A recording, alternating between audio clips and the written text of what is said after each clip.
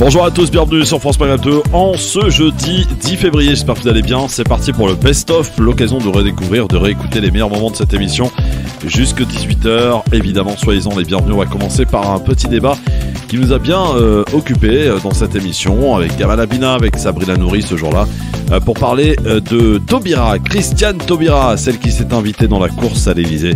C'est parti pour le LGF, je vous y emmène tranquillement jusque 18h, l'occasion pour nous de réécouter les meilleurs moments de cette émission. J'espère que vous êtes bien installés confortablement. C'est parti, alors que l'animateur que je suis est en vacances, je vous propose pendant ces 3 jours durant, aujourd'hui, demain et samedi, de redécouvrir quelques meilleurs moments de cette émission. Puis la semaine prochaine, c'est notre ami Tarek Mami qui sera avec vous tout au long de la semaine prochaine de 16h à 18h pour vous donner la parole à vous, amis, auditrices, auditeurs. On ne change pas, on ne déroge pas à la règle, bien entendu. Et nous, on sera de retour en direct le 21 février. Bonne journée à tous, bienvenue, bon après-midi. C'est parti pour le LGF en mode best-of jusqu'à 18h.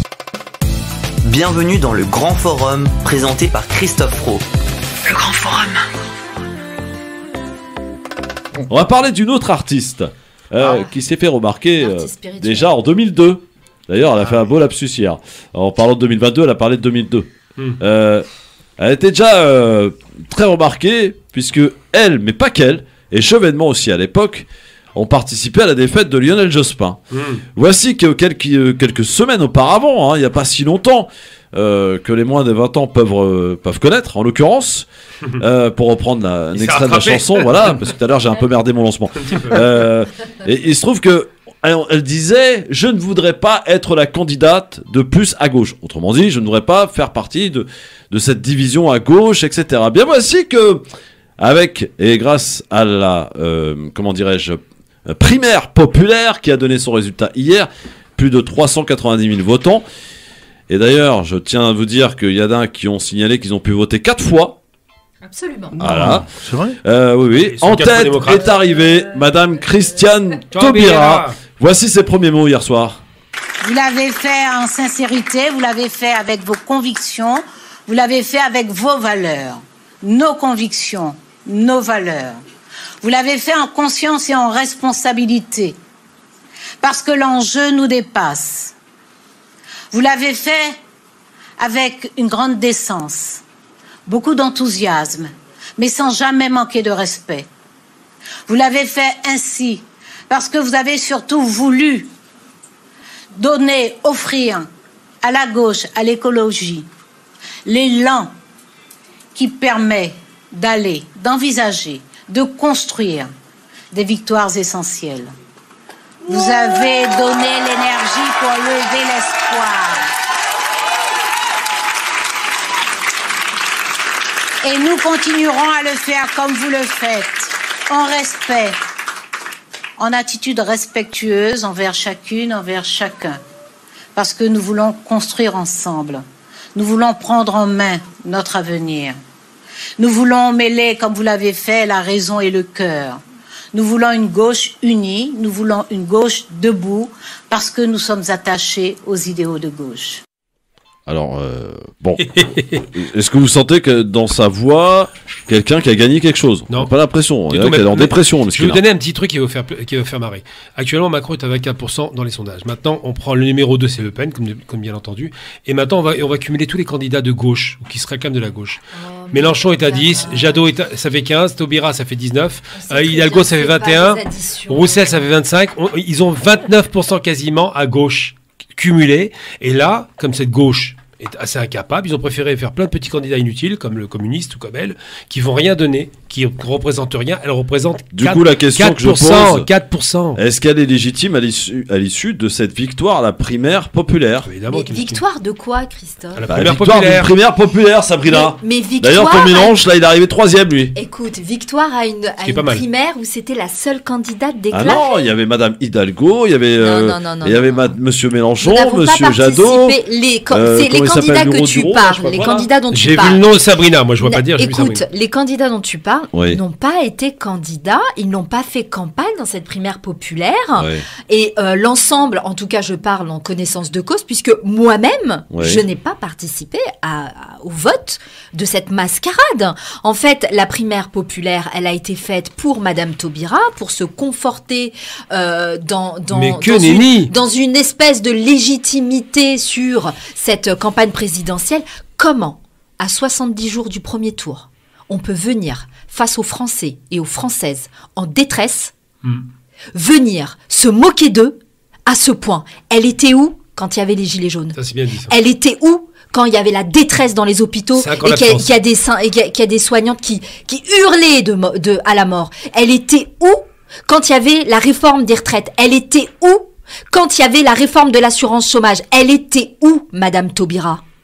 Donc aujourd'hui, on arrête d'insulter les Françaises et les Français. Il y a des gens, comme Jean-Luc Mélenchon, entre autres, ça fait 3 ans qu'on demande à faire un rassemblement d'union autour d'un programme, parce que c'est l'élection présidentielle, l'élection la plus importante pour la 6e puissance du monde. 7e.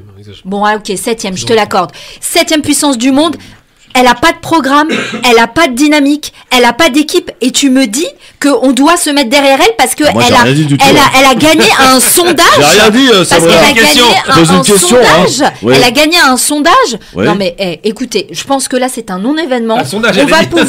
On va pouvoir tranquillement continuer. On va pouvoir tranquillement continuer notre campagne. Donc qu'elle fasse campagne et puis on verra le 10 avril. Moi j'ai envie de dire un truc quand même important. Madame Taubira a fait un truc formidable parce qu'il y a quelqu'un qui a fait une énorme boulette, une énorme erreur stratégique et politique, c'est Madame Hidalgo. Elle avait tellement les crocs qu'elle a voulu y aller. Et non, tu rigoles, elle est heureuse là. Elle s'est mise dans un piège ridicule, elle avait un score ridicule. Au lieu d'attendre patiemment 2027, elle a voulu y aller en 2022, alors qu'elle avait 2024 devant elle et qu'elle aurait fait un carton. Madame Hidalgo est enfin sortie de la galère. Et elle peut dire merci à Taubira qui sert à rien.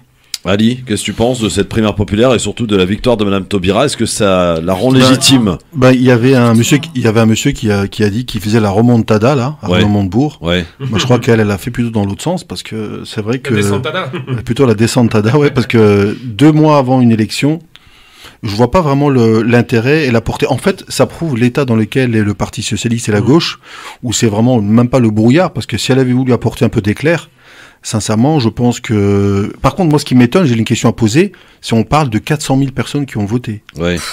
Est-ce que c'est assez impressionnant? Parce que je crois que même les mecs de droite n'ont pas eu autant de 400 000 personnes qui ont voté. Non, mais est-ce que tu te souviens de combien il y a eu de votants pour Benoît Hamon? Non, mais 400 000, c'est énorme. 400 000, parce que je crois que même pour les républicains, même pour le candidat républicain, il n'y a pas eu 400 000 personnes. Le fossé qu'il y a entre 2017, la primaire du PS et aujourd'hui. Maintenant, je te pose peut-être une question. Il y a peut-être, il faut toujours voir le côté positif. Moi, j'ai toujours des positifs. Et puis, c'est quoi les scores? Parce que là, moi, j'ai jamais eu les scores. Moi, j'ai que des mentions au bac. Mention assez bien, mention bien, passable. J'ai que des mentions au baccalauréat. Donc, si elle a eu son bac avec mention bien plus, bravo, félicitations. Je te pose peut-être une question. Et je poserai aussi la question à Gamal. Peut-être que Taubira a peut-être une qualité, c'est qu'elle peut-être aller chercher des abstentionnistes qui seront peut-être utiles à Mélenchon, peut-être au 2e tour. Peut-être. Tu veux un cadeau d'anniversaire ou quoi là? Peut-être. Ok, alors on prend, c'est bien. Voilà, peut-être. Peut-être qu'elle a réussi à faire voter des abstentionnistes. La petite souris aussi, le Père Noël. Je sais pas, moi. Je sais encore c'est le Père Noël, toi. Non, mais soyez sérieux là, vous tombez dans le ridicule là. Non, pas du tout. Mais Taubira mobilisera absolument pas. Elle va mobiliser quoi? Les restes de la gauche. Il reste plus rien. Le PS est mort. Et Dieu merci. Mamadou qui est de Grenoble qui nous appelle. Salut Mamadou. Salut Mamadou. Bonjour Kisro, bonjour à vos invités. Gamal Abina, merci. Effectivement, je comprends ta position. Effectivement, quand on parle de la politique, c'est pas minoritaire. D'ailleurs, on a exclu la communauté religieuse musulmane sous prétexte qu'on est politique. Les politiques n'ont rien à foutre de votre religion. On ne peut pas représenter minoritaire. Si Macron, ils ont toujours utilisé l'islam pour des fins politiques. Et on est mal vu d'ailleurs, on est plus maltraité, cette communauté religieuse. Donc, il faut voter pour citoyens, droit politique, mais pas droit religieux, pas minoritaire. Très bien, merci Mamadou. On parlait de Taubira, et toi voilà, tu reviens dessus, très bien. Il n'a pas dit pour qui faut voter. Oui, 01 40 33 9000 les amis. On parle de Christiane Taubira, celle qui ne voulait pas être participer à la division de la gauche, celle qui ne voulait pas être la candidate de plus. Qu'elle le veuille ou non, elle dit que non, mais qu'elle le veuille ou non, c'est une candidate de plus. Ah bah là, oui. Voilà, donc son discours de faut faire respirer la démocratie à d'autres. Hein. Bah, elle a fait tout faire un coup là. Abdel est avec nous, 01 40 33 9000. Salut mon Abdel. Bonjour Christophe, je te demande juste, est-ce que tu peux me laisser un peu plus de temps pour parler parce que, écoute, bah, ça dépend si tu racontes pas de conneries, oui, mais sinon, ouais. Il connaît mon combat dans les cités, et s'il peut rappeler, il va vous dire que c'est vrai, et il connaît mon combat dans les radios. Gamal, après tu vas sauter ton truc, mais laisse-moi m'exprimer s'il te plaît. Gamal, quand tu dis aux Français, aux Français dans les cités, qu'on appelle maghrébins, que ce sont des Africains, tu détruis le travail que je fais. Je vais dans les cités, je leur dis, si vous voulez voter, vous êtes Français. Dans votre carte d'identité, il y a marqué français. N'acceptez pas le mot maghrébin. Maghrébin, c'est quelqu'un qui est né au Maghreb. Vous avez une belle histoire, vous venez de l'autre côté de la Méditerranée. Mais vous êtes des Français. Quand vous dites au Front National que vous êtes des maghrébins, ils sont ravis. Parce que c'est comme ça qu'ils disent que vous n'êtes pas pareil qu'eux. S'il te plaît, Gamal, écoute-moi. Il faut pas leur dire ça. Si tu veux qu'ils aillent voter, dis-leur qu'ils ont des Français. Tu n'entendras jamais Madame Lévy, Monsieur Zemmour, Monsieur Finkielkraut dire nous sommes des Français israéliens. C'est des malins. C'est même pas des malins, c'est vrai. Ils sont pas israéliens. C'est pour ça qu'ils ont des postes partout, Gamal. C'est pour ça qu'ils ont des bons postes, parce qu'ils disent qu'ils sont français. Amuse-toi à dire que tu es africain, tu n'auras jamais aucun poste nulle part, Gamal. Je te le jure. Et il faut pas faire ça à nos jeunes. Je me bats tous les jours dans les cités. Et quand ils t'entendent, tu détruis mon travail. C'est pour ça qu'ils ne vont pas voter, Gamal. Ce sont des Français avec une histoire qui vient de l'autre côté de la Méditerranée. Gamal, je suis français de souche et je vais te le dire pourquoi. Parce que mes parents sont nés de l'autre côté de la Méditerranée quand l'Algérie était française, sur la bannière française. Donc, je suis français de souche. Il faut l'affirmer, parce que si tu dis que tu n'es pas français, le Front National, il est content. Il est content, tu peux pas t'imaginer, parce que eux t'ont donné un nom de chien. Je disais nom de chien, tu sais pourquoi?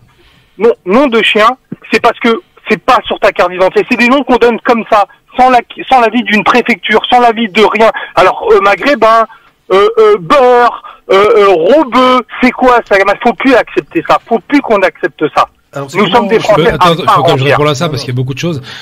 On commence déjà par la chose la plus importante. Ni Zemmour, ni Lévy, ni Finkielkraut sont israéliens. Ça, c'est clair et net. Ils ne sont pas israéliens. Je redonne les origines de Lévy. Elle est algérienne d'origine constantinoise. Zemmour est algérien d'origine berbère de Kabylie, puisque c'est Zemouri qui vient, c'est de la région Zemouride, il ne connaît pas son vrai nom.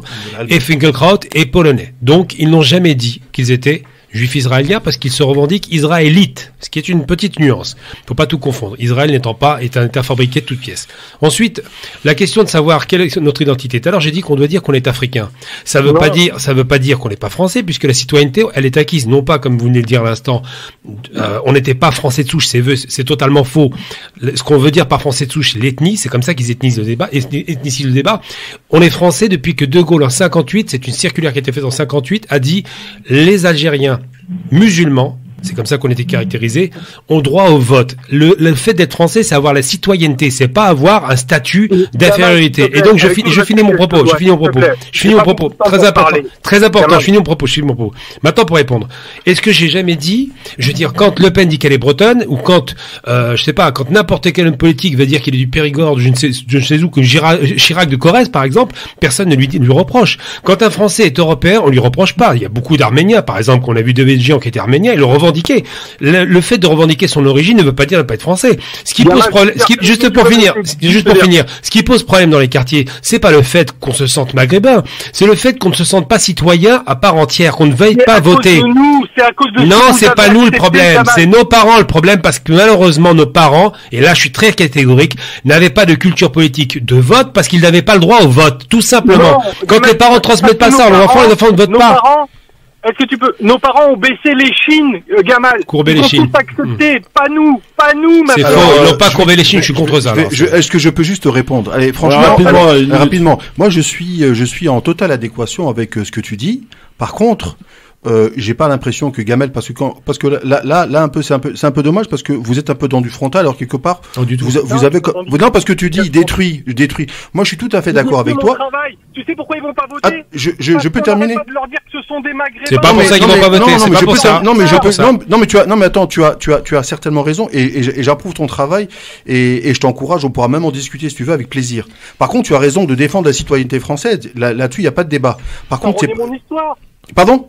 Non, sans René l'histoire. Christophe, salut. Non, stop, j'ai la pub, moi. Vos conneries, c'est pour ça qu'il apporte de l'argent. Je le dis direct.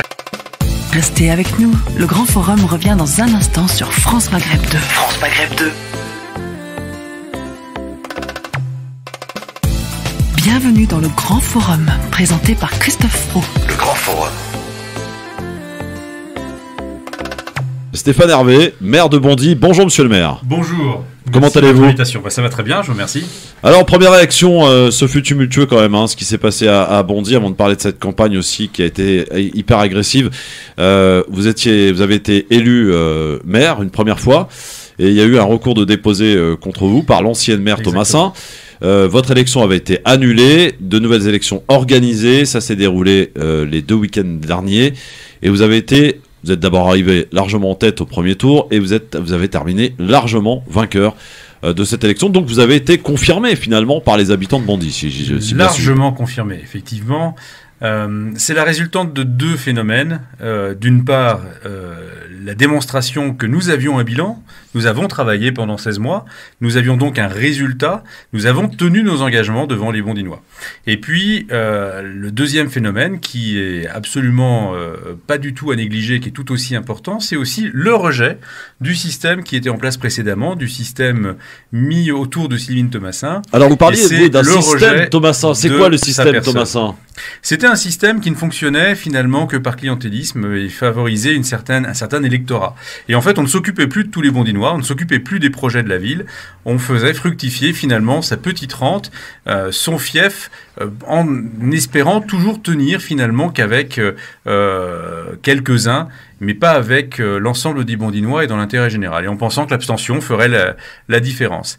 Et bien finalement, ça s'est effrité parce que les Bondinois attendaient autre chose, parce que les promesses toujours faites, jamais tenues, bien évidemment, ne pouvaient plus se poursuivre. Les Bondinois aspiraient véritablement à un changement.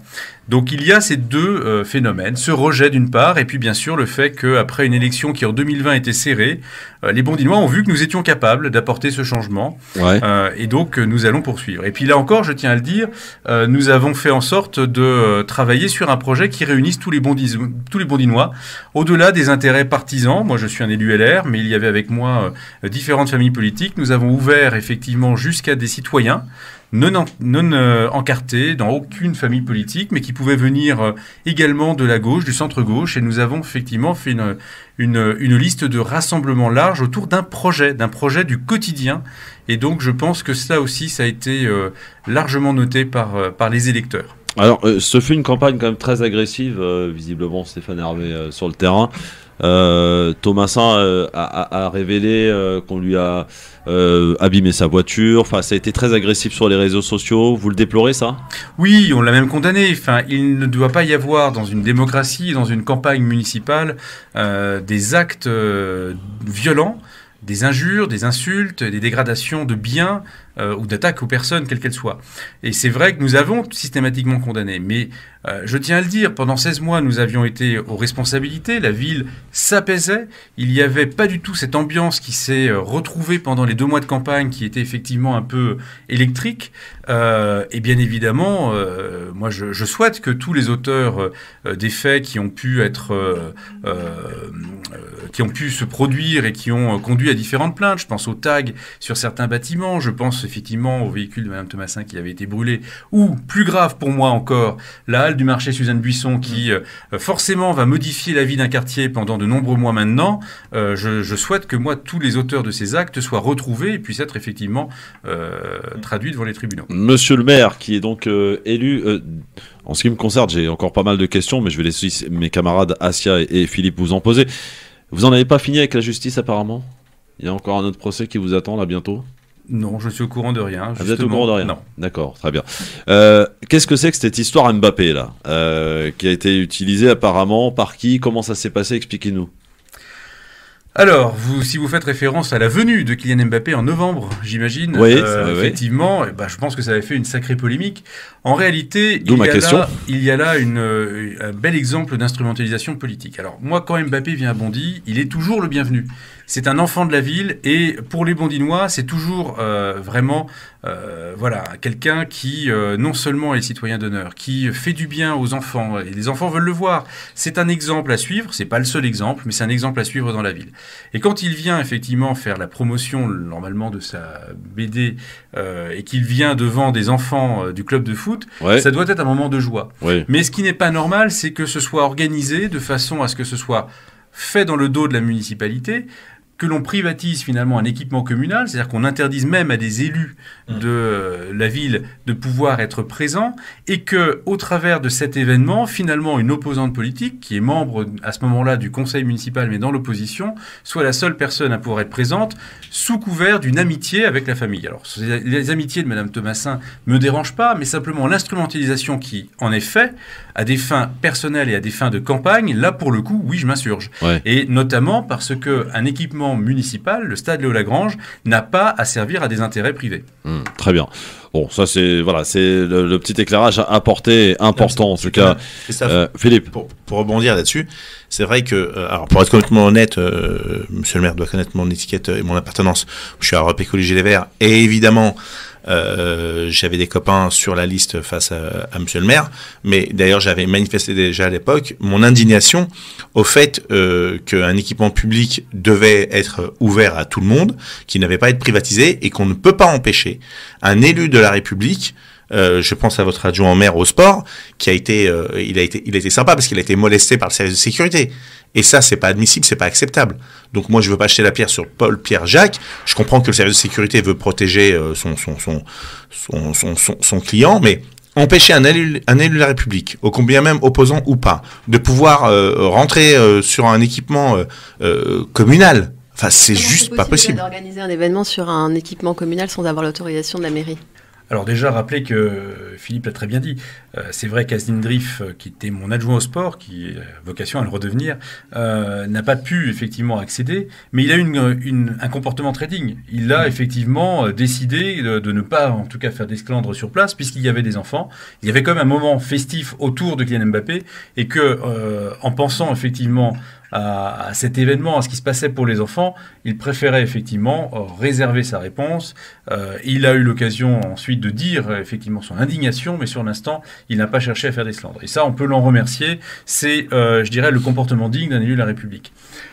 Pourquoi ça a pu être organisé? Comment ça a été possible? Simplement parce qu'il y avait effectivement à ce moment-là, ce mercredi après-midi, des créneaux en fait, sportifs réservés au club de foot, l'AS Bondy section foot, et que nécessairement il y avait donc des enfants présents. Je crois que c'était les U9 qui étaient présents sur le terrain à ce moment-là pour leur entraînement hebdomadaire. Et donc en réalité, Kylian Mbappé et tout son staff se sont greffés à un créneau sportif habituel. Donc ils ont pu avoir accès à ce moment-là, effectivement, au terrain. La seule chose, c'est qu'ils ne pouvaient pas prétendre le privatiser, ou en tout cas interdire, qui plus est un élu, de pouvoir approcher. C'est là où réellement notre indignation a été portée, parce qu'il se serait passé n'importe quoi. Ce ne serait pas Kylian Mbappé. Ça aurait pu être un autre événement où il se passe je ne sais quel problème. Où on est responsable. Je suis directement responsable. Et je n'étais pas au courant de l'événement qui s'organisait. Un jour d'ailleurs qui pour moi a été... je ne veux pas faire de la paranoïa, mais un jour qui a été parfaitement bien choisi, puisque nous étions en séance à la région, et donc je n'étais pas dans la ville à ce moment-là, puisque nous étions en séance budgétaire, justement, au conseil régional. C'est ça, tout à fait. Alors, Bondy fait partie du 93, on le rappelle, donc est-ce à dire aujourd'hui, on l'a vu d'ailleurs lors des dernières municipales, il y a eu quelques surprises, et des bastions comme Bondy d'ailleurs qui ont basculé. Ça faisait combien de temps que ça appartenait à la gauche, cette ville? Ça remonte à de nombreuses années. Oui, le 93 n'est plus la chasse gardée de la gauche. C'est fini ça, monsieur le maire. Non, parce que le système, et on le voit dans beaucoup de communes, a vécu. On l'a vu à Noisy-le-Grand dès 2014-2015. On l'a vu à Aubervilliers récemment, effectivement, en 2020 également. Non, le système a vécu. Et en fait, aujourd'hui, finalement, ce qui s'est passé déjà en 2014, quand le Blanc-Ménil est tombé, quand Aulnay-sous-Bois est redevenu effectivement une ville gérée par mes amis des Républicains et de l'UDI, c'est que les citoyens finissent par le dire, finalement, il y a une qualité de vie qui s'améliore dans les communes qui sont gérées par les élus de droite.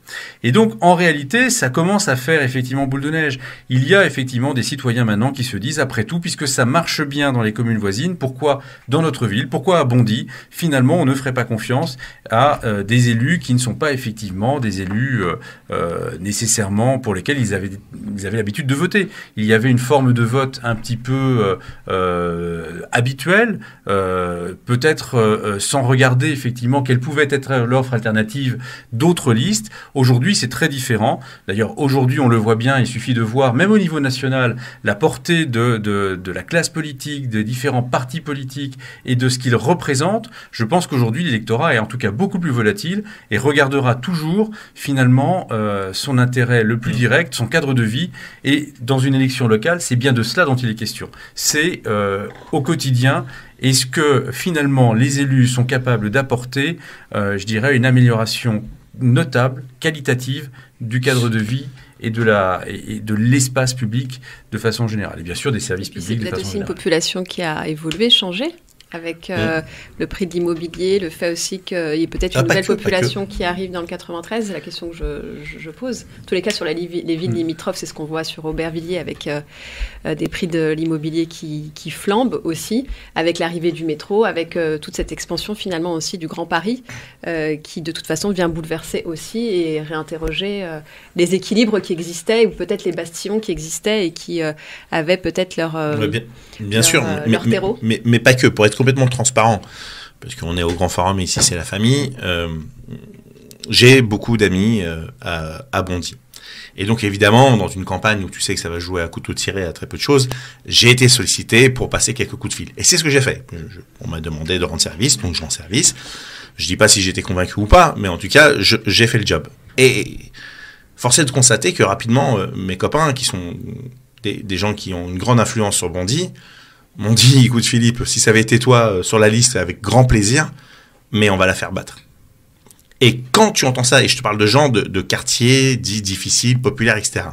Et donc j'ai posé la question, pour quelles raisons ? Ils m'ont dit 2 raisons. Et c'est pas parce qu'il est à côté de moi que je suis là pour lui passer la brosse à reluire, pas du tout. Dans la région, il y a des clashs et chacun est dans son camp, et tout à fait. Première raison, il a parlé d'un système. Et ce système dit paternaliste, c'est pour ça que moi, quand on me dit écologiste et de gauche, je dis non, je suis écologiste, je suis pas de gauche. Parce que la gauche qui méprise le peuple, moi, je me reconnais pas dedans.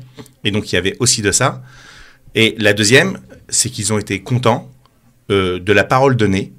Et la parole donnée sans... alors, je dis pas si c'était abus électoraliste ou pas dans un premier temps, mais la parole donnée de ça, on peut le faire, ça, on peut pas le faire. Tu vois, c'est pas des promesses pour faire miroiter et faire voter. C'est-à-dire que je fais des promesses, mais je vais m'engager à tenir mes promesses.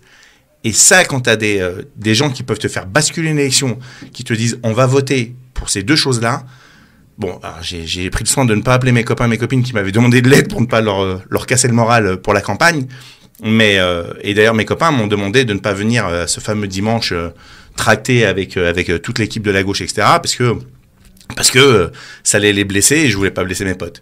Et donc j'étais gêné entre des potes écolos et Karim Alouache, qui est un copain qui est chroniqueur sur notre antenne, de ne pas pouvoir venir leur filer un coup de main. Et en même temps, dans ces moments, je fais le relais, je donne l'info et après il advient ce qu'il advient. Mais si tu veux, le résultat était pratiquement connu d'avance parce que vous avez failli passer dès le premier tour. Quasiment, oui, il y a quelques dizaines de voix. 49% et quelques, hein, c'est ça, 49, premier tour. 89%. Voilà. Et deuxième tour largement confirmé. Quelle est votre première grande mesure, monsieur le maire ? Alors en fait, on est dans la continuité d'action, hein. On n'est pas sur une rupture ou un nouveau mandat. Pour nous, c'est la continuité de l'action que nous avons lancée. Donc nous allons effectivement plutôt reprendre là où nous en étions sur les grands sujets qui étaient effectivement dans les tuyaux. Je pense à la microfolie sur le nord de la ville. On a effectivement un premier équipement culturel sur le nord de la ville. On va reprendre aussi là, parce que c'est l'actualité malheureusement du moment, sur ce qui s'est passé sur la halle du marché Suzanne-Buisson. Et puis on va poursuivre surtout notre politique de moyens vis-à-vis de la sécurité et de la tranquillité publique, parce que ça c'était une forte attente des Bondinois, quels que soient les quartiers. Nous avons su commencer à y répondre, mais nous avons encore fort à faire. Mais vraiment, ce qui va être la première des mesures, c'est que nous avons un budget à préparer, puisque nous arrivons effectivement, nous allons être réinstallés tout début février, avec une contrainte de faire voter le budget avant le 31 mars, ce qui veut dire que nous allons effectivement mettre les bouchées doubles pour tout préparer dans un temps effectivement très court. Restez avec nous, le Grand Forum revient dans un instant sur France Maghreb 2. Le Grand Forum. Le Grand Forum, Christophe Rowe sur France Maghreb 2. Le Grand Forum. Rafik Cheka, Rafik, bonjour. Bonjour. Bienvenue sur France Maghreb 2. Alors Rafik Cheka, vous êtes là pour nous annoncer le lancement officiel d'un portail à usage unique sur l'islamophobie qui a été lancé, je crois, hier, hein, islamophobia.fr. Alors en quoi ça consiste, Rafik Cheka? Alors, comme tu viens de le dire, c'est une plateforme numérique sur la question de l'islamophobie qui va proposer des podcasts, des vidéos, des entretiens, des formats courts, des formats plus longs, des articles et même une revue papier. Il y a une revue trimestrielle qui s'appelle Conditions, qui est un peu plus théorique, qui est un peu le pendant analytique du projet Islamophobia et qui, elle, paraîtra le premier numéro en avril et qui paraîtra, comme son nom l'indique, 3 fois par an. En fait, c'est un espèce de média que vous êtes en train de lancer, Rafik. Exactement, c'est un média, c'est un portail, c'est une boîte de production aussi, parce que l'idée, c'est aussi de faire émerger un certain nombre d'idées. Alors, l'idée générale du projet, c'est que on était parti. Alors, c'est une question toute bête qu'on m'avait posée il y a 2 ans, qu'une amie qui fait partie d'ailleurs du projet, qui s'occupe du pôle vidéo, et qui m'a sollicité il y a 2 ans, un peu plus de 2 ans, la question que tout le monde se pose, qu'on se pose toutes et tous, qui est que faire concrètement contre l'islamophobie. En 2019, c'était juste après, je ne sais pas si les gens s'en souviennent, mais c'était juste après l'attaque de la mosquée de Bayonne, et c'était juste après qu'une femme ait été prise à partie au Conseil régional de Bourgogne en 2019, parce qu'elle portait le hijab, par Julien Oudoul, exactement. Et donc voilà, donc c'était une énième polémique autour du voile, du foulard, de l'islam, etc.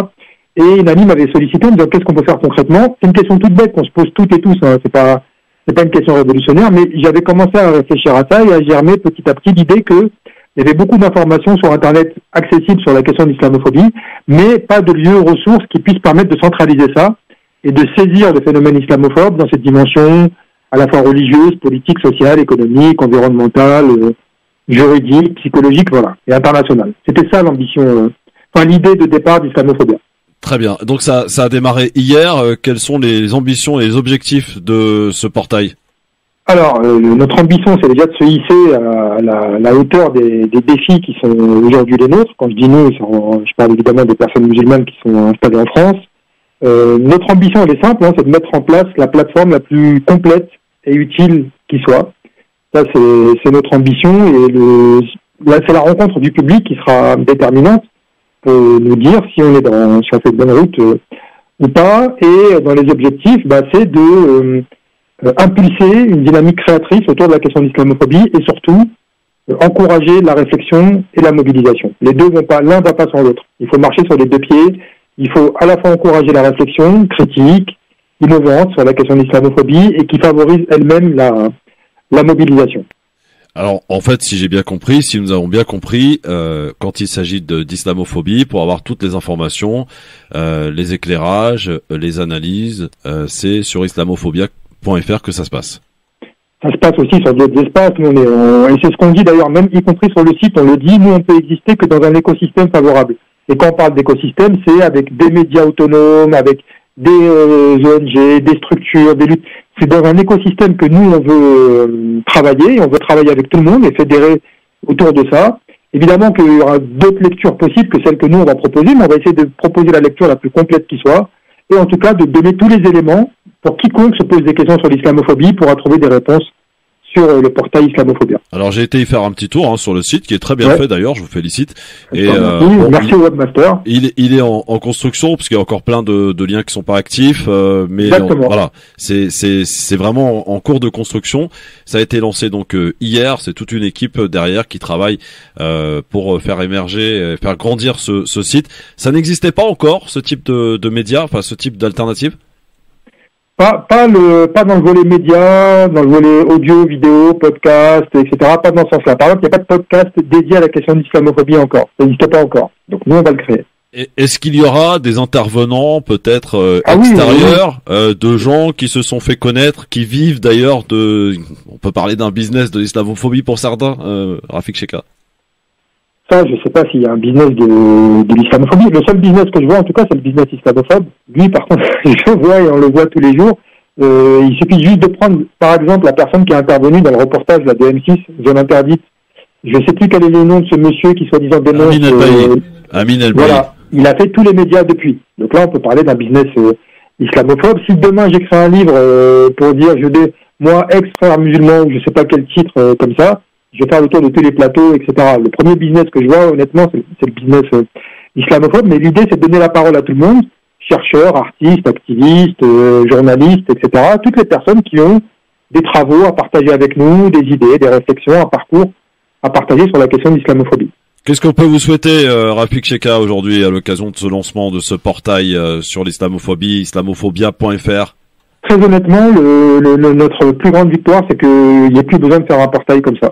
Ça serait notre réussite absolue, mais évidemment, on n'est pas naïf au point de pousser l'ambition jusque-là, mais d'être utile, voilà. Je pense que c'est simple, c'est très pragmatique, et au moins, je trouve que c'est juste. Si on peut être utile, déjà, franchement, ça sera très bien. Merci beaucoup, Rafik Cheka. Merci pour l'invitation. Le Grand Forum, Christophe Roux, sur France Maghreb 2. Le Grand Forum. Bienvenue dans le Grand Forum, présenté par Christophe Fro. Le Grand Forum. Jamais rien qui changera parce que déjà, il n'y a même pas une prise de conscience de la... Non, mais attends, là, c'est trop négatif, là, ce que je dis. Non, mais non, attends. T'as dit qu'il n'y avait pas de solution. La solution, bien sûr qu'elle ne viendra pas du peuple. Oui, elle viendra de la souveraineté économique. Voilà, c'est tout. Mais oui. Mais ils veulent pas bâtir leur truc. Ils se font exproprier. Le Congo produit de quoi faire tous les téléphones portables. Explique pourquoi la France est présente au Mali.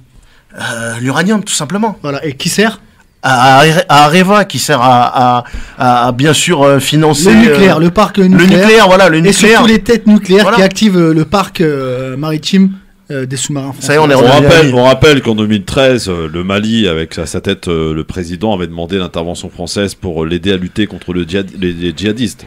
Voilà, c'était en 2013 une demande. Mais est-ce que c'était finalement la demande du peuple malien ? Aujourd'hui, voilà, il se trouve que les coups d'État successifs, il y a eu la Guinée, il y a eu le Burkina Faso, il y a eu le Mali, il y a eu une tentative de coup d'État aussi en Guinée-Bissau là récemment. Voilà, la France, en tout cas, perd des marchés considérablement en Afrique. Elle perd des marchés. Il faut pas l'oublier aussi qu'il y a des concurrents étrangers comme la Chine, la Russie, voilà, qui ont tout à gagner aujourd'hui à récupérer ces marchés-là. Il y a Israël aussi qui rentre dans le game, donc faut pas l'oublier. Et la France, Poutine, Tariq a eu une excellente allocution sur le sujet où il parlait de l'Afrique. Ouais. Il expliquait qu'il fallait que tant que les décideurs africains ne récupéraient pas leur souveraineté économique, pour l'instant, il n'y avait pas de discours, il n'y avait pas d'évolution à espérer sur quoi. Oui, non, mais oui, c'est pour ça qu'il va en territoire conquis et qu'il envoie ses équipes. Tiens, Christophe, tu le savais ça, parce que l'économie, Bercy, en plus, lui, il est là, et il m'a déjà accompagné. En plus, il y avait Macron, il y avait ton pote. Là, je plaisante. Comment qu'il me regarde, moi. Quand je dis son pote, il était prêt à... Christophe, il était prêt à mettre un coup de tête, là, t'arrives. Attends, mon pote quel pote? Il y avait Bruno Le Maire, qui était qui est le ministre actuel de l'économie et des finances de Bercy. Et en fait, ce qu'il faut savoir, c'est que, effectivement, la problématique de l'Afrique, c'est Bercy, c'est même pas les gouvernements successifs, on s'en fout. C'est les hauts fonctionnaires qui s'y trouvent, qui sont là depuis la nuit des temps, qui sont là depuis la France-Afrique, et c'est comme ça. Ce qu'il faut savoir, c'est que la France, elle détient en otage pas loin de 300 millions d'Africains qui dépendent du franc CFA. Et ce qu'il faut savoir, c'est que le franc CFA est fabriqué à Clermont-Ferrand. Voilà, dans une toute petite usine en plus dynamique qui travaille. Et pour vous deux l'insulte. C'est qu'en plus, je vous donne juste un exemple. Tout à l'heure, tu parlais du Burkina, et je parlais du Sénégal, moi. Je vous donne un exemple. Le président sénégalais, il fabrique sa monnaie en France. Et ce qu'il faut savoir, c'est qu'il est obligé de demander à ça. Juste un exemple. C'est même pas son argent. Et quand il veut faire il veut développer l'économie, c'est pour ça qu'il s'est rapproché du roi du Maroc. Et le roi du Maroc a extrêmement développé le Sénégal, il faut le savoir. Ce sont des partenaires qui sont frères aujourd'hui. Je vous donne juste un exemple. Et ça, je l'avais découvert comme ça. Parce que je me posais la question, pourquoi le Sénégal se rapproche du Maroc. Imaginons, le Sénégal, s'il veut développer des infrastructures dans son pays, il est obligé de demander à la France de lui prêter son argent. Et en plus de ça, il est obligé de payer 50%. C'est-à-dire que, je vous donne un exemple. La France, elle donne 50%. C'est comme si toi, moi, je suis ton banquier. C'est ton argent, hein, Tarek, d'accord? T'as 100 euros, tu me demandes juste 50 euros. Je te les donne, c'est ton argent. Mais après, tu veux les autres 50 euros pour développer. Je dis, non, frérot, il y a des intérêts. Le Sénégal qui s'est qualifié pour la finale de la Coupe d'Afrique des Nations. Vous imaginez ce qu'est la France. Je donne juste un exemple. La France, sans, et ça c'est Bercy, ça. Les chiffres, je vous les donne. Hein. La France, sans l'Afrique, je vous donne un exemple. Hein. Son rang mondial, il descend en 26e. Voilà. On accueille Kader qui est avec nous, 01 40 33 9000. Salut Kader. Salut Christophe, et salut à toute l'équipe. Je voulais juste intervenir en premier temps sur au début de l'émission que vous parlez sur Bolloré, TFS. Ouais, tu veux remettre le sujet sur le tapis, toi, hein, Kader? Si vous êtes au courant qu'il y a une dizaine de jours, il y avait une commission sénatoriale qui a convoqué les fortunes de France qui gèrent les médias. Tout à fait. Et du coup, jusqu'à maintenant, j'ai cherché partout, j'ai pas trouvé ce qui est en sorti de cette réunion. Est-ce que c'était juste pour boire du champagne? Non, je peux te donner si tu veux. Tu vas sur Public Sénat, tu vas sur la page YouTube de Public Sénat et il y a les 2 heures intégrales de chaque industriel français qui sont venus. Voilà. Et notamment l'audition de Monsieur Bolloré. Tout à fait. Ouais. Donc voilà. Et du coup, c'était sur la manipulation de l'espace public par rapport à tout ce qui se passe aujourd'hui. Et c'est et le fameux Zemmour qui est sorti de nulle part, et du coup, c'est pas, faut arrêter de croire que c'est Bolloré qui l'a. Le patron des frics qui veut acheter la province, le journal marseillais, et du coup, en fait, tout est joué d'avance, en fait, hein, c'est pas vrai. Et on peut rien faire. Rien n'est joué d'avance. Rien n'est joué. Si vous ferez de la politique, vous saurez que rien n'est joué d'avance. Et le jeu est déjà fait. C'est pas vrai. Et maintenant, on attend l'échéance, comme ça, avec des sondages de France. Souvenez-vous de Fillon. Ils me mettent X ou Z qui est en premier, le deuxième, le troisième, et on prépare la population à ce qu'ils ont déjà cuisiné en arrière-plan, quoi. Bon, merci beaucoup mon Kader, à bientôt, 01 40 33 9000. Voilà, je rappelle quand même, parce que c'est vrai que beaucoup font l'erreur à croire que Éric Zemmour c'est une fabrication du groupe Bolloré, mais absolument pas. C'est sur France Télévisions qu'il a été révélé, Éric Zemmour, aux côtés de Ruquier et de Nono. Non, sa première émission, c'était aux côtés de Stéphane Bern. Oui, peut-être, Stéphane sur Canal+, sur Canal+. Non mais Tarak, sois gentil. Là où il a explosé, là il a été popularisé, excuse-moi, c'est Ruquier. À partir de quel moment Éric Zemmour a été popularisé? Ruquier. Chez Ruquier, on est d'accord ou pas? Mais après, vous savez très bien que l'audiovisuel, c'est une grande famille, hein, incestueuse, où ils partagent tout. Non, c'est pas vrai. Arrêtez. Mais non, arrête, c'est la guerre entre eux, mon ami. Arrête, c'est pas vrai, c'est pas une grande Abdel famille. est avec nous sur France Maghreb 2. Bonsoir Abdel. Bonsoir Christophe, à force de t'avoir Christophe, je t'aime bien, hein. J'espère que je te prends pas à la tête à force d'appeler tout le temps. Bah écoute, pour l'instant ça va, hein. Le jour ça va peut-être arriver, un de ces quatre, hein. Je sais pas, tu sais. Alors je voulais revenir sur l'Afrique, écoutez, il faut pas nier une chose mes amis, si la France est mal vue dans le monde africain, oriental, elle est victime aussi quand même de son exportation raciste quand même, il faut le dire. Les médias ils sont écoutés dans le monde entier, faut voir l'arrogance des hommes d'affaires français. Exemple, vous prenez un ingénieur chinois, moi je l'ai vu un reportage, hein, quand il vient dans un pays, vous savez ce qu'il fait l'ingénieur chinois? Il parle la langue du pays. Il dit bonjour. Moi j'ai vu un ingénieur chinois parler l'arabe. C'est un respect de venir dans un pays et de communiquer avec les gens avec qui vous allez travailler en arabe. Ça c'est un respect. C'est ce que la France n'a pas. Et le racisme français, vous avez beau dire ce que vous voulez, l'extrême droite fait beaucoup de mal à la politique étrangère. Et ça s'est exporté, et le monde entier le sait, à travers les médias. Et Macron n'a pas su mettre un point d'arrêt et un coup sur la table en disant à ces médias « Attention, calmez-vous, parce que le monde entier nous entend. » C'est pas vrai, il l'a fait. Et c'est même pour ça qu'il a des problèmes avec Bolloré à l'heure actuelle. Il l'a fait. Là, je peux pas. Tiens, je vais te répondre. je vais te répondre tout simplement. D'où vient la polémique, genre que Zemmour c'est Bolloré? Je t'explique tout de suite. C'est que Bolloré c'est un homme d'affaires extrêmement puissant. Lorsqu'il avait des problèmes géopolitiques en Afrique, qu'est-ce qu'il faisait? Il appelait tout de suite l'Élysée et tous les présidents venaient en personne, tu vois, régler le souci. Macron, il lui a dit on peut plus faire ces choses-là, c'est terminé. Et c'est pour ça que d'ailleurs il règle ses comptes aujourd'hui. Voilà, merci.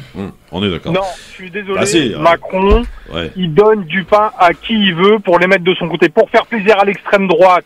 Il met des petits pointillés sur l'extrême droite comme ce qu'il a dit sur le gouvernement algérien. Chez qui politique, c'est comme ça. Comme ça l'entend. Quand il voit la tournure que ça a, aujourd'hui il va attirer à peu près les gens de l'extrême droite. Monsieur, qui a créé l'extrême droite en France? François Mitterrand, Parti Socialiste, ancien pétainiste. Écoute, tu peux dire ce que tu veux. C'est la vérité. Écoute-moi, il y a eu des faits. L'espace aérien algérien a été fermé à la France et des conséquences extrêmement graves à cause que Macron voulait faire plaisir à l'extrême droite. C'est tout.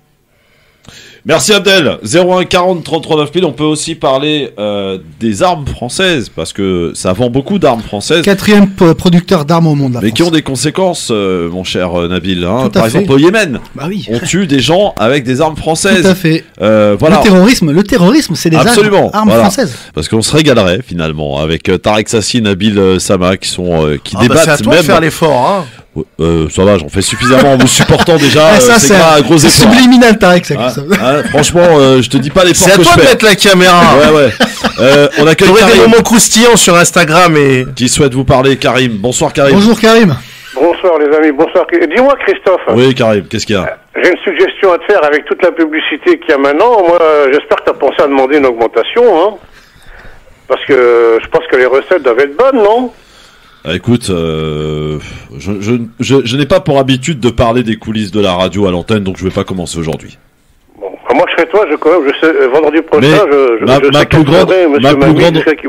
ma plus grande richesse, c'est pas l'augmentation pécuniaire, c'est l'augmentation d'audience, c'est grâce à vous, vous êtes de plus en plus à nous écouter, et c'est ça ma plus grande satisfaction. Comme c'est bien dit. Bon, Christophe, moi, je voudrais dire 3 choses vite fait. D'abord, en aparté, je voudrais dire que Abdel qui a appelé, moi, je trouve qu'il a 1000 fois raison, hein, parce que sans vouloir lui faire de publicité, j'écoute une radio qui s'appelle de temps en temps le soir Radio Afrique, là, Africa numéro 1, et il y a des auditeurs qui appellent des pays Afrique, d'Afrique noire, quoi. Hein. Et je peux te dire qu'ils savent ce qui se passe ici, hein, cette prétendue laïcité qui écrase uniquement les musulmans, cette haine anti-musulmane, anti-africaine, tout ce que tu veux. Et ça se ressent. Alors moi, je voudrais juste simplement qu'on m'explique une chose, parce que je suis pas assez intelligent pour trouver la réponse tout seul. Il y a 2 Afriques. Il y a l'Afrique, ce qu'on appelle francophone, et il y a l'Afrique anglophone. Moi, j'entends jamais le bordel dans l'Afrique anglophone. Et j'entends uniquement que des choses bonnes. J'entends que, par exemple, l'Ouganda, j'entends que le Rwanda, j'entends que la Tanzanie se développe, les gens y vont, développent le tourisme, c'est des pays qui sont en train de décoller, le Kenya et tout. Et quand j'écoute l'Afrique en francophone, j'entends toujours la France a tué, la France a arrêté, la France a bombardé. Je n'entends que ça. Et en plus, ce qui me paraît étrange, ça se passe uniquement dans les pays musulmans, parce que la France n'a pas de problème apparemment au Gabon, au Cameroun, dans les... Donc la France, elle n'a pas qu'un problème avec l'Afrique, elle a un problème avec l'islam dans le monde, et sa haine des musulmans, elle est devenue internationale. C'est pas vrai. Et je vais te dire, juste pour finir, heureusement, je dis bien heureusement, qu'il y a les pays du Golfe, ces vendus, là, ces traîtres, qui lui font tourner ses usines d'armement. Mais jusqu'à quand le peuple va accepter de faire tourner les usines d'armement françaises tout en recevant non de la reconnaissance, mais de la haine en retour? Voilà, je voudrais bien qu'on m'explique, moi. Pourquoi c'est le bonheur dans l'Afrique francophone et le bordel dans l'Afrique francophone? Réponse, Nabil. Alors, réponse, c'est simple, c'est de la science politique, en fait. C'est très simple, c'est que la France, elle a une histoire très particulière de la colonisation avec certains pays d'Afrique que vous avez cités. Déjà, il n'y a pas 2 Afriques. Hein. De rabaisser l'Afrique, la France-Afrique ou l'Afrique anglophone, c'est vraiment insulter les Africains, parce que vous savez, l'Afrique, c'est le berceau de l'humanité, avec une multitude d'ethnies, bref. Il me faudrait peut-être 3-4 heures à citer toute la diversité culturelle africaine. Bref. Pour vous expliquer la problématique française, alors vous êtes un Français, vous parlez comme un Français, vous êtes conditionné comme un Français, donc vous avez une vision 100% française. Si vous regardiez certaines chroniques de géopolitique anglaises, vous verrez que l'Angleterre a été, les pays anglophones, donc je dirais plutôt l'Angleterre, parce que les États-Unis, vous parlez des États-Unis, mais ils ont aucune histoire, avec l'Afrique. Ce sont l'Angleterre qui était une monarchie qui avait des colonies. Et que très tôt se sont décolonisés, faut le savoir. Pour vous donner un exemple, le pays qui a fait le plus de mal en Afrique, c'est même pas la France, c'est la Belgique. Donc pour vous donner un exemple. Et vous parlez tout à l'heure du Gabon, excusez-moi, mais au Gabon il y a énormément de problèmes. Vous savez que le Gabon est l'un des plus gros producteurs de bois, notamment avec sa forêt équatoriale, ses ressources naturelles, et surtout ses monnaies et son chocolat. Vous savez très bien qu'il se fait exploiter, qu'il se fait défoncer, qu'il y a un taux de pauvreté au Gabon inimaginable. Maintenant, la France, c'est que il y a un système administratif étatique. Et tout à l'heure, vous parliez de la laïcité. Qu'est-ce qu'on peut reprocher à la France d'avoir sa propre religion politique? Voilà. Maintenant, bien sûr qu'elle est... Même tu le dis que c'est une religion. Mais tout à fait, j'ai aucun problème avec ça. Marie, excusez-moi, voilà, ce sont des gens qui ont dissous le pouvoir de la royauté et de la religion et qui ont créé une autre forme de gouvernance religieuse basée sur effectivement un calque religieux. Donc Marie et Marianne. Maintenant, oui, effectivement, l'islam, ils n'ont pas un problème avec l'islam. Ça aurait été une autre religion progressiste, ils auraient eu le même problème. C'est qu'aujourd'hui, l'islam, il y a de plus en plus de pratiquants, et effectivement, ça fait une force politique. Aujourd'hui, c'est tout dans leur intérêt que les musulmans en France ne soient pas unis. Ça serait si demain il y a un parti musulman, comme il y en a en Belgique, comme il y en a un peu partout, c'est le plus grand parti en France. Il y en a un, mais il est écrasé. Oui, voilà, il est écrasé. Voilà, c'est juste ça. C'est pas par rapport à une haine. Ils ont pas de haine. Vous voyez ce que je veux dire? Faut arrêter avec ça. C'est de la politique, c'est du pouvoir, c'est de la gouvernance. J'arrive. T'écoute, t'inquiète. Je vais juste vous dire une chose très rapidement, pour laisser la place aux autres. Tout ce que vous dites, je suis d'accord. La seule différence entre la France et la Belgique, c'est qu'en France, on n'a pas le droit, les musulmans n'ont pas le droit de s'organiser, parce que dès qu'on fait quelque chose, c'est forcément dissous. On n'a pas le droit d'avoir un parti politique, on n'a pas le droit d'avoir des associations de soutien. C'est un laïque. Il y a des tas de choses qu'on n'a pas le droit de faire. Alors qu'en Belgique, la liberté, oui, mais en France, il n'y a pas de liberté pour un musulman. En Belgique, c'est un roi. C'est pas vrai. En Belgique, moi, j'ai vécu 2 ans à Bruxelles, mais j'ai vécu 2 ans à Bruxelles, je connais parfaitement. Écoutez, c'est pas la même. Ne comparez pas la France à la Belgique. La France, c'est un pays laïque. Voilà. C'est comme ça. Il y a quand même quelque chose sur lequel. Chrétiens. Oui, il y a le parti, le parti chrétien. Oui, Nabil. Là où il a pas tort quand même, c'est que tout ce qui a une identité maghrébine ou musulmane, ça va être disqualifié, alors que les Serbes de France, ils ont le droit de soutenir un candidat, les Arméniens de France, ils ont le droit de soutenir les Portugais et compagnie, mais dès que les Chinois, c'est pareil, mais dès que c'est musulman ou maghrébin, c'est mal vu et c'est dissous. Mais c'est mais j'ai pas dit jusqu'au le contraire, mais j'ai pas dit même le contraire. Vous écoutez pas aussi. Je vous ai dit. La France n'a pas de haine viscérale, culturellement parlant avec l'islam. Ce n'est pas vrai. Il suffit juste d'écouter ce qu'est le Grand Orient, ce qui a été depuis la nuit des temps. Non, la France sait ce qu'elle doit au monde arabe. Ne vous inquiétez pas, que la France sait ce qu'elle doit. Le monde arabe a illuminé la France. Ce qui a inspiré les Lumières. Croyez-moi que c'est le Moyen-Orient. Donc, je suis pas d'accord quand vous dites que la France est raciste. Et non, je vous ai expliqué. Il y a un game qui s'appelle la politique, la gouvernance, gouverner. Vous voyez ce que je veux dire? Gouverner. Croyez-moi qu'il y a autant d'animosité entre l'extrême droite, le Parti socialiste et les autres partis politiques. C'est la même chose. Ce qu'ils veulent pas, c'est qu'on puisse se réunir. Vous comprenez ou pas? Est-ce que vous comprenez ce que je veux dire? Non, mais je vous comprends. Tout à l'heure, vous avez parlé du Moyen-Orient. Vous connaissez Bahreïn. Je vous donne un exemple. Bahreïn, c'est un pays du Moyen-Orient, un pays des plus riches au monde, et où c'est une majorité chiite, et vous n'allez pas me dire le contraire. Et pourquoi c'est une minorité sunnite, à l'image de notre roi, nous, au Maroc, et des familles royalistes du Moyen-Orient. Vous imaginez, on est dans un pays majorité chiite, et la gouvernance est sunnite. Et la majorité des chiites crèvent la dalle en Bahreïn, alors que c'est l'un des pays les plus riches au monde. Pourquoi vous dénoncez pas ça? Pourquoi vous le dénoncez pas? Arrêtez de mélanger la religion et l'État et la gouvernance. Dieu est divin, et c'est au-dessus de l'humain. Arrêtez de tout mélanger. Le bordel, il est là. Merci mon Karim. Merci. À bientôt. Merci. Ciao, ciao. Bon, ça va Nabil, tranquille. Moi, je fais bien moi. Ouais, je vois ça. Hein. Je te laisse là.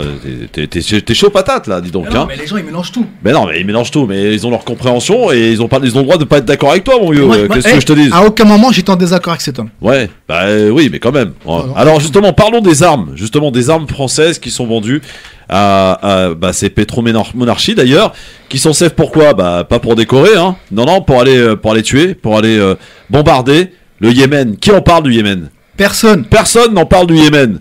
Personne n'est offusqué par ce qui se passe au Yémen. Tarek, c'est un véritable problème. Et ce sont pour beaucoup des armes françaises qui sont utilisées pour aller bombarder les Yéménites. Tarek.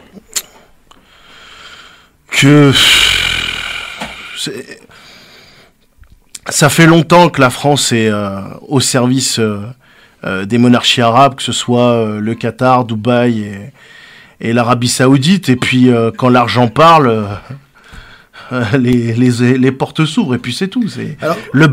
Qu'est-ce que le Yémen a à offrir à la France? Bah moi je vais répondre. Alors pourquoi la France n'est pas présente au Yémen? Vous allez comprendre. Le Yémen en fait, il y a un intérêt à déstabiliser le Yémen. Pourquoi? C'est la porte du Moyen-Orient. C'est géostratégique, c'est la porte entre l'Afrique et le Moyen-Orient. Canal de Suez qui est pas très loin. Le Yémen, c'est une guerre qui s'opère entre l'Arabie Saoudite et l'Iran. Tout à fait. Voilà. C'est géostratégique, c'est géopolitique. Il faut déstabiliser cette partie du monde. Voilà. Et c'est terrible ce qui s'y passe. Franchement, le peu de documentaires qu'il y a eu sur le Yémen. Ce qui se passe au Tigré, catastrophe. Bah oui. Dans la région du Tigré. Il y a des cas de famine. Ah oui, famine, ils meurent de soif. C'est hallucinant. Qui meurent de soif. Sofiane est avec nous de Marseille. Salut mon Sofiane. Oui, bonjour à tout le monde, bonjour l'équipe, bonjour Christophe. Bonjour Sofiane. Bonjour Sofiane. Je voudrais intervenir, j'ai quelques points à voir avec vous, surtout que je partage quelques points avec Tarek. Je t'ai entendu et je respecte ce que tu dis. Maintenant, ce qu'il faut voir, c'est pas... en fait, le jeu, il se joue géopolitiquement parlant, quoi. Par exemple, là, il y a une guerre sur l'Afrique. Des puissances mondiaux qui viennent en Afrique et qui veulent leur part de gâteau. Ouais. Ce n'est pas le problème de la France ou de la Chine ou de la Russie ou des États-Unis d'Amérique ou de l'Angleterre maintenant qui cherchent à mettre le pied en Afrique. La Turquie aussi un petit peu. Ou la Turquie aussi, bien sûr, Christophe, oui. En fait, le jeu, il se joue à ce point-là. Maintenant, si on entend critiquer, par exemple, la France au Mali, ou la présence des Wagner, comme il l'a mentionné le monsieur le communiste, en fait. Député communiste, oui. Ouais. Ben, c'est pas parce que, en fait, la France a mal fait son travail, parce qu'il y a des soldats français qui sont morts là-bas. Oui, 54. Il y a des gens qui sont morts, qui sont combattus, enfin, des gens qui tuaient les Maliens. Et ces gens ne sont pas Maliens. Ils sont français. Ils sont morts là-bas en Mali. Pour qui? Oui, on partit pour défendre la France, d'accord. Parce que ces gens, peut-être, ils viendront un jour ici. Mais aussi pour défendre les Maliens. Alors, la présence de Wagner, pourquoi on ne la voit pas comme un pas ou un pion ou je sais pas, un jeu que la Russie il joue par rapport au billet de l'Algérie, je veux dire. Parce que ce qui a facilité l'entrée de Wagner au Mali, c'était l'Algérie. Ils étaient présents en Algérie avant. Et maintenant, ils sont présents au Mali. Merci Sofiane, désolé, on n'a pas le temps de poursuivre parce qu'il y a la pub qui arrive. Restez avec nous, le Grand Forum revient dans un instant sur France Maghreb 2. Le Grand Forum.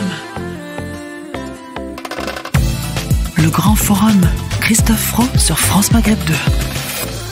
Le Grand Forum. Me vient cette question, est-ce que vous trouvez tout simplement les candidats à la hauteur de l'enjeu de cette présidentielle? Tiens, Tarek Mami, pour commencer. Alors, dans la culture arabe, cher Christophe, puisque on parle depuis tout à l'heure de notre radio communautaire, il y a une belle expression, elle dit « vous avez les chefs que vous méritez ». En clair, quand vous avez un débat politique en France qui se dégrade en gros depuis le départ de Chirac, à chaque fois le débat tombe encore plus bas, forcément vous ne pouvez voir émerger que des candidats de cet acabit. Donc nous avons les candidats que nous méritons, en nous battant peut-être et en allant voter beaucoup plus fort qu'en 2017, peut-être qu'on sortira de ce lot de 6, 7, 8 personnes. La personne, peut-être qu'on changera de président, peut-être que, je sais pas, Sabrina dira Jadot, d'autres diront Mélenchon, l'autre Sabrina d'ailleurs, mais il faut qu'on se batte. Et par contre, quand des citoyens regardent passer le train et dire il va vite, il est de couleur rouge, il est pas beau, eh ben c'est entre eux que ça va se passer. C'est pas vraiment là ma question. Ma question est plutôt sur les propositions qui sont faites, les programmes. Personne ne lit les programmes d'ailleurs pour le coup. Mais aujourd'hui, quand on regarde le casting qui nous est proposé, voilà, on les connaît, les grands, les dinosaures, Mélenchon, Jadot. Jadot n'est pas encore un dinosaure. Ouais, enfin bon, mais voilà, Pécresse, Le Pen, Zemmour, Macron, on sait pas encore. Mais les programmes, à part Mélenchon qui a fait quand même un programme bien établi avec 694 propositions. Le reste, les gens ne lisent pas les programmes. On est dans une société de buzz. Celui qui semble le plus beau ou le plus assuré emporte la mise. C'est lui qui utilise la phrase choc est retenu. Et donc les programmes, vous pouvez écrire, je peux vous en écrire moi des programmes en 3 jours autant que vous voulez. Les gens ne s'intéressent pas. Aujourd'hui, il y a 2 choses qui marchent. Est-ce que, d'ailleurs, c'est extraordinaire dans ce pays, et moi ça me choque, vous posez n'importe quel sondage, la première préoccupation des gens, c'est le pouvoir d'achat. Ouais. Et vous avez 90 à 95% des débats qui parlent islam et immigration. Ouais, voilà. Donc vous pouvez faire Et ça, c'est les politiques ou les journalistes qui sont... C'est le microcosme qui réunit les deux. Ouais. Moi, je suis un peu mitigé. Je pense qu'en fait, l'insécurité, c'est aussi au centre des préoccupations. Elle arrive toujours au septième position. Moi, septième, je sais pas. Il ne faut jamais oublier ça, qu'elle est liée à l'immigration. Disons que les instituts de sondage disent qu'elle arrive en 7e. Moi, je pense que Zemmour serait pas là où il est si effectivement l'insécurité était une préoccupation sommaire. Je crois que son identité, etc.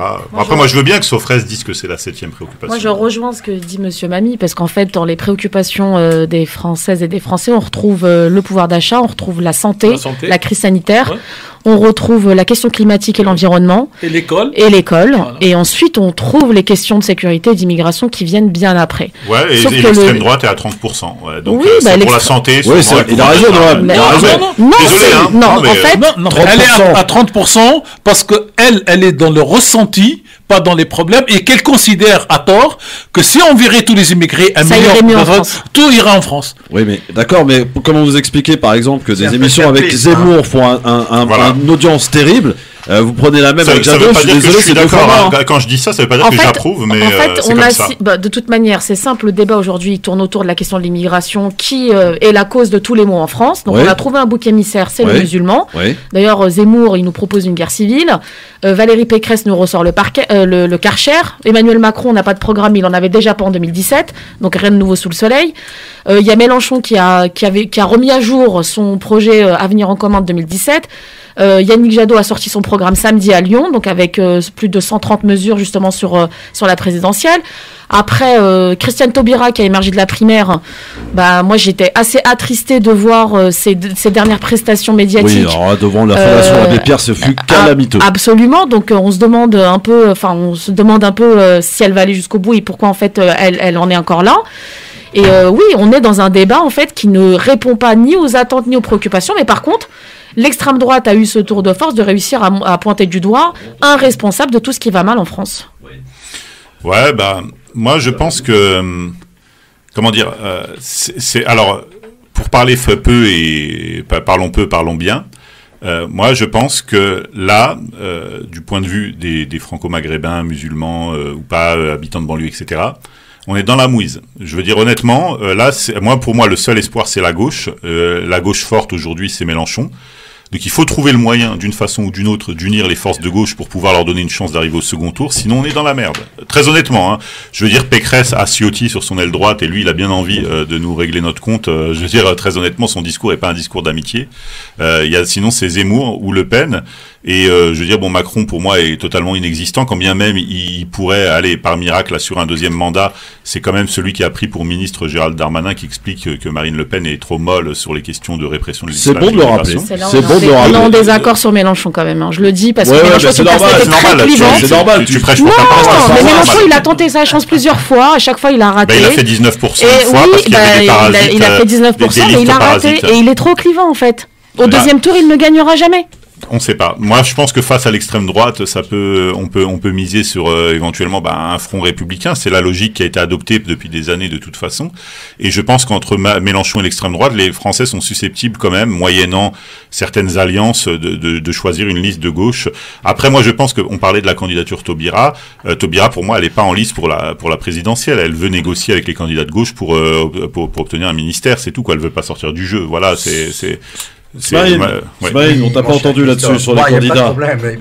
Moi, comme dans pratiquement à toutes les élections donc présidentielles, il y a de la surenchère. Donc chacun qui donne ou qui offre le mieux. Pour l'extrême droite, je pense que leur discours j'exagère, extrémiste. Ce discours extrémiste est porteur, surtout par les temps qui courent.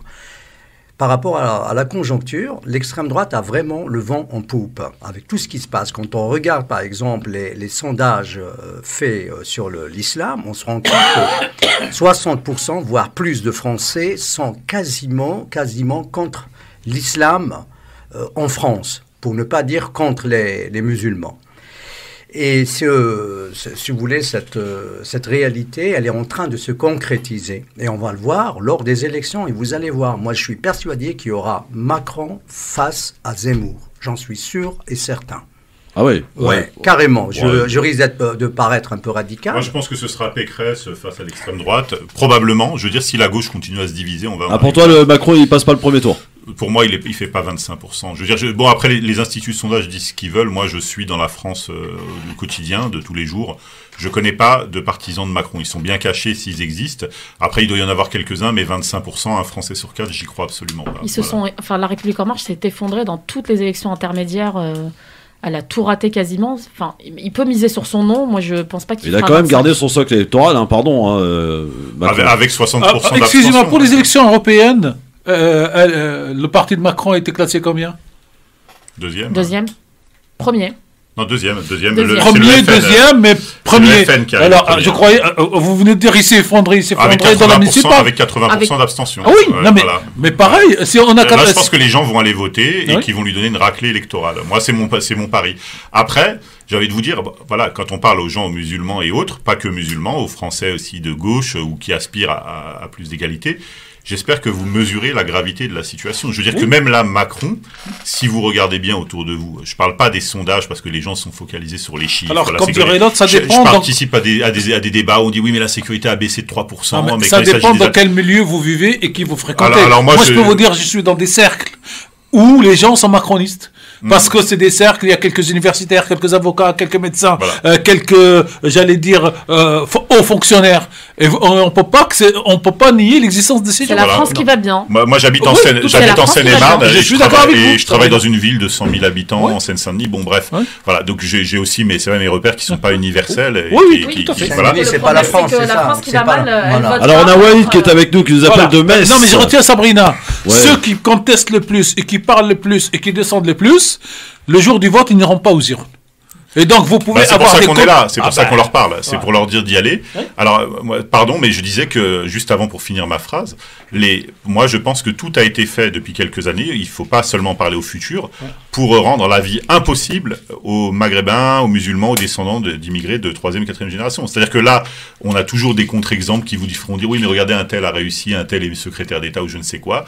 Moi, je pense que là, aujourd'hui, pour les gens qui sont dans les institutions, dans les entreprises, etc., la répression administrative et judiciaire est extrêmement féroce. Et si on continue dans cette dynamique, la vie va devenir impossible pour les gens issus de ces communautés. Nous avons beaucoup de réussites individuelles, mais pas encore de réussite collective, parce que nous ne partageons pas la même conscience de communauté ou de groupe ou d'intérêt, ou même de classe sociale. Même la réussite individuelle commence à être entravée. Vous avez vu l'émission Zone Interdite à laquelle j'ai participé, j'ai été interviewé dans cette émission. Je veux dire, il y a des gens qui sont réprimés au plan administratif et c'est plus seulement aujourd'hui les sandwicheries. C'est les cabinets d'avocats, les cabinets médicaux, c'est les entreprises. Voilà, c'est la répression administrative. Ils passent ce qu'ils appellent la CLIR ou les CODAF, comme vous voulez. Hein, c'est un peu différent, mais c'est à peu près le même esprit. Ils passent avec un agent de l'URSSAF, un agent des impôts, la police nationale, le ministère de tutelle, c'est-à-dire soit l'ARS, l'hygiène, la DDPP, etc. Ils passent dans un établissement juste avant. Vous avez 10 salariés, c'est prospère, tout va bien sous le soleil. Quand ils repartent, vous êtes en caleçon, quoi. Voilà, c'est terminé pour vous. Donc je veux dire, ça s'applique de plus en plus, et on va vers des jours assez sombres si vous vous réveillez pas, les amis. Moi, je vous le dis. Bon, Wade est avec nous, il nous appelle de Metz. Salut Wade. Oui, bonjour. Alors tout d'abord, excusez-moi, je suis un peu malade. Bon, j'ai le Covid. Bon bah. Si vous m'entendez mal, c'est que c'est normal. La première chose. T'es pas à la maison, toi? T'as le Covid, tu t'isoles pas, Wade? Qu'est-ce que c'est que cette histoire? Si, je suis à la maison. Ah bon? T'es pas en voiture là? J'ai l'impression que t'es en voiture là, Wade. Non, je suis à la maison là. Ouais, bon, alors, vas-y. Et donc la première chose que je voulais vous indiquer, c'est que je trouve très bien aujourd'hui qu'une radio comme la vôtre engage un débat sur les prochaines élections présidentielles. Il en va quand même de notre avenir. Et pour revenir à la question de base qui avait été posée, donc à savoir est-ce que il y a un candidat qui se dégagerait aujourd'hui? Est-ce qu'il y a un programme en particulier qui se dégagerait? Moi, j'ai envie de dire que la bonne question, c'est qui aujourd'hui a véritablement le pouvoir législatif en France? Est-ce que ce sont les institutions européennes en partie, totalement? À quel pourcentage? Qui fait quoi? Et que décide concrètement aujourd'hui le gouvernement et l'Assemblée nationale? Ouais, c'est pas faux comme c'est pas mauvais comme question, j'ai envie de vous dire. On est dépendant d'énormément de choses au niveau européen finalement. Et ce que est en train de vous dire Wade, c'est que finalement, quel que soit le gouvernement, le président, la présence, la majorité législative à l'Assemblée nationale, on est quand même soumis à pas mal de directions qui nous viennent de l'Europe, quoi. Pas en termes de politique intérieure. Ouais. Exactement. Ou moins, en tout cas. Ouais, c'est ça, Wade. Il y a deux, trois chasses gardées, effectivement, qui sont encore du ressort des gouvernements, mais tout ce qui est économique, tout ce qui est politique, non pas politique étrangère, tout ce qui est économique, je dis pas de bêtises, tout ce qui est lié aux frontières en général, à l'immigration en général aussi, c'est plus du ressort des gouvernements. Finalement, ce qui est du ressort des gouvernements, c'est la sécurité intérieure, ça c'est clair, c'est encore du ressort des gouvernements. Pour le reste, très honnêtement, je vois pas en quoi le futur gouvernement, de toute façon, pourra décider d'une quelconque politique au niveau national. Wade, est-ce que vous avez fait votre choix, vous, pour la présidentielle ou pas encore? Vous êtes de ceux qui allaient vous déplacer ou pas? Comment Alors, moi, je vote depuis que j'ai l'âge de 18 ans. J'en ai 44, j'ai toujours voté et je considère qu'il faut voter, que c'est c'est un pouvoir qu'on nous donne à un moment donné. Voilà, même si c'est pas parfait, il y a rien qui est parfait de toute façon. On nous donne un pouvoir, donc il y a un moment donné, il faut essayer de lire les programmes, essayer de s'intéresser aux différentes personnalités, et puis derrière voter en son âme et conscience. Après, j'aimerais rebondir quand même sur ce qui a été dit par un de vos invités. La gauche, la droite, le centre, il n'y a pas, je pense pas qu'il y ait une personne en particulier qui sauvera les concitoyens français, quelle que soit leur religion. Moi, je pense que c'est à tous les Français de s'intéresser d'abord au niveau local à ce qui se fait, ensuite au niveau régional et ensuite au niveau national. Ça veut dire concrètement s'investir. Ça ne veut pas forcément s'investir pour devenir quelqu'un ou quelque chose en politique, mais participer à des petites actions comme ça, que ce soit au niveau de sa ville. Pour vous répondre, vous avez raison. De sa région, etc. Vous m'entendez? Voilà. Oui. Pour vous répondre, vous avez raison, personne ne va vous sauver. Par contre, il y en a qui vont vous enfoncer. Ça, je peux vous l'assurer. Ne bougez pas, le Grand Forum revient dans un instant. Le Grand Forum sur France Maghreb 2. Le Grand Forum, Christophe Roux sur France Maghreb 2. Le Grand Forum. Je suis ravi de l'accueillir. Quelqu'un qu'on a découvert au tout début du mouvement des Gilets jaunes, Priscilla Ludowski. Bonjour Priscilla. Oui, bonjour. Bonjour et bienvenue sur France Maghreb 2. Alors vous êtes militante, mais pas que. Vous êtes on peut considérer une gilet jaune de la première heure. Vous êtes aussi fondatrice du cabinet Nexus. Membre également du collectif des Gilets citoyens, aussi cofondatrice, dites donc, de la fédération, la Ligue citoyenne. J'ai bien fait le tour, Priscilla, tout va bien? Oui, il y a encore plein de choses, mais comme il y a encore plein de choses, oui, mais après on n'a pas trop de temps non plus pour faire l'ensemble du parcours. Priscilla, aujourd'hui, on voit que la situation, on en parlait d'ailleurs il y a quelques instants, la situation du pouvoir d'achat interroge les Français. On voit qu'il y avait énormément de monde dans les rues hier pour demander des augmentations de salaire. Si vous faites le bilan 3 ans après le début du mouvement des Gilets jaunes, quel est-il? Le bilan, ce que je dirais, c'est que, ce que je retiens dans les grandes lignes, c'est que malheureusement, ça a fait, ou heureusement, en fonction du point de vue, ça fait émerger dans le débat public la question des violences policières.